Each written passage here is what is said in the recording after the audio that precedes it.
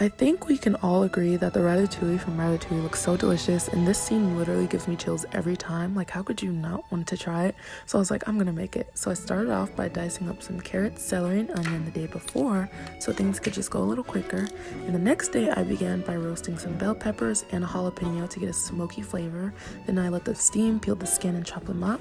And for the sauce, I sauteed the mirepoix, added in the garlic, peppers, crushed tomatoes, herbs, salt and pepper, and some fresh thyme. And I let that simmer while I sliced up the vegetables with a mandolin. It really makes everything easier, but if you're ever using one, be super careful. I literally sliced a layer of skin off my finger with this thing before. It's not pretty, but I arranged the vegetables in a nice pattern, drizzled this garlic and thyme mixture on the top, and salt and pepper, then baked it really low and slow at 250 degrees, and after like 3 hours it was done. And then I plated it so that it looks just like the movie with a little chive on the top. But to make it a more filling meal, I served it with some rice, and it was so delicious.